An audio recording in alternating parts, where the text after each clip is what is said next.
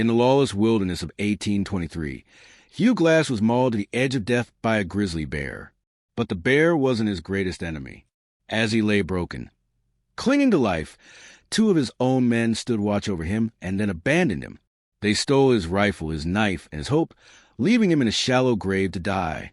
But they didn't bury a corpse. They buried a fury. What followed was one of the greatest acts of survival and betrayal in American history. In the year 1823, America's western frontier was not a land of promise, but a land of peril. The Louisiana Purchase had opened vast territories to exploration, yet this wilderness was as hostile as it was beautiful. Towering mountains split the skies, endless rivers carved through forests, and the prairie stretched farther than the eye could see. For settlers and trappers, this was the edge of the known world, a place where survival depended on strength, cunning, and luck. Hugh Glass was one of the men drawn to this dangerous frontier. Born in Pennsylvania, he had lived a life already marked by hardship and violence. Some claimed he had been captured by pirates and escaped. Others said he had lived among the Pawnee and learned the ways of the wild. What is certain is that by the time he joined the Ashley Henry fur trading expedition up the Missouri River, he was a man hardened by struggle, a skill tracker, and a survivor in a world that swallowed the weak. The expedition itself was no gentle journey. The fur trade in the early 19th century was brutal and unforgiving. Trappers faced starvation, disease, and attacks from both the wilderness and the native tribes who resisted their encroachment. Each day on the trail was a gamble with death. The men were tired, wary, and always watching the tree line, for they knew that the land was alive with dangers, both seen and unseen. It was in this world of constant threat that Hugh Glass found himself. In the summer of 1823, as the company made its way through the broken, forested terrain of what is now South Dakota, Glass was scouting ahead. He moved carefully, for every rustle in the brush could mean an ambush, every shadow a predator. He knew that in this wilderness, a single mistake could mean death. And on that fateful day, death found him. While pushing through the undergrowth, Glass startled a mother grizzly bear with her cubs. Few creatures on earth are as ferocious as a mother defending her young. The grizzly charged before Glass could even bring his rifle to bear. The massive beast slammed into him, crushing bones and tearing through his flesh with claws as sharp as knives. He fought desperately, firing his rifle, stabbing with his knife, grappling with the weight of the animal as it ripped him apart. The fight was savage and short. By the time the grizzly collapsed, mortally wounded, Glass lay shattered and soaked in his own blood, his body barely recognizable as human. When the other trappers reached him, they were horrified. His scalp was nearly torn away, his throat ripped open, his ribs broken. By all accounts, he should have been dead. On the frontier, men with lesser injuries didn't last a night. There were no doctors, no medicine, no hope of recovery. In their world, to be mauled like this was a death sentence. Captain Andrew Henry made his decision. The company could not stop. To carry Glass would slow them down, risk the entire expedition, and possibly doom them all.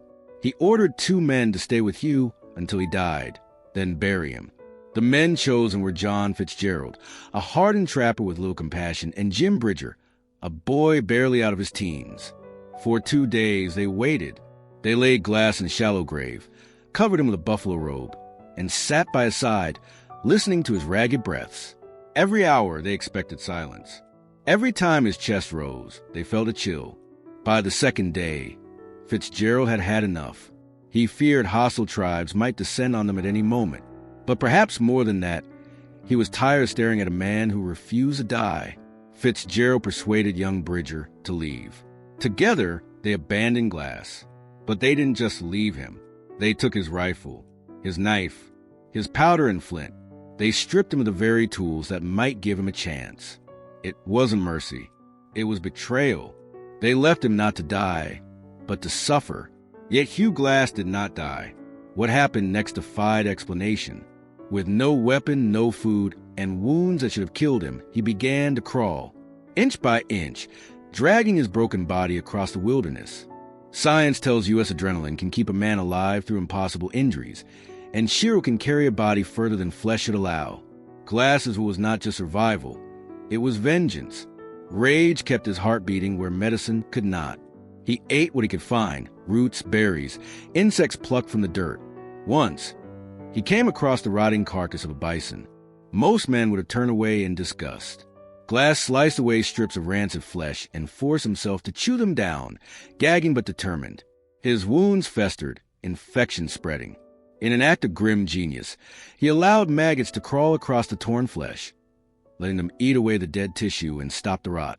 Centuries later, doctors would recognize this as a form of medical therapy. Glass discovered it in desperation. At night, wolves howled and circled. Rivers threatened to sweep him away. He hallucinated, drifting in and out of consciousness, but always pulled himself forward. From the Grand River to the Missouri, across plains and rivers, he dragged himself for weeks. Finally, salvation. Glass stumbled upon a band of friendly Native Americans who took pity on the ghostly figure before them. They stitched his wounds with rawhide, gave him herbs to fight infection, and fed him until he could walk again. Without their intervention, his story would have ended in silence on the plains. 6 weeks after he had been left for dead, Hugh Glass walked into Fort Kiowa. The men who saw him swore they were looking at a dead man returned from a grave. His body was a patchwork of scars, his face hollow, but his eyes burned with life and fury. Glass had survived the impossible. Now he wanted justice. He hunted down Jim Bridger first. When he found him, he saw not a monster, but a terrified boy who had followed orders and persuasion of an older man. Against expectation, Glass forgave him, but Fitzgerald was another matter. Glass tracked him with the fire of vengeance in his heart. He found him serving in the U.S. Army, untouchable under military protection. If Glass killed him, soldiers would hang him. And so, Hugh Glass made his choice. He did not kill Fitzgerald. Some say it was restraint. Some say it was wisdom. But perhaps, deep down, Glass realized the truth. He had already won. He had survived everything nature, men, and fate had thrown at him. Fitzgerald would carry his shame forever. Hugh Glass's story is not just one of survival. It is a testament to the power of will, the cruelty of betrayal, and the thin line between life and death. Mauled by a bear, abandoned by his companions. Crawling 200 miles with nothing but rage and determination, he defied the impossible. Hugh Glass was more than a man. He was a legend. Hugh Glass survived the impossible. He crawled across 200 miles of wilderness, endured hunger, infection, and the weight of betrayal. And when he finally stood before the men who left him to die, he chose restraint over revenge. But restraint does not erase betrayal. Glass would live, scarred and silent, while his story became legend. And in that legend is a question that still lingers. Which wound cuts deeper, the claws of a bear or the knife of a friend?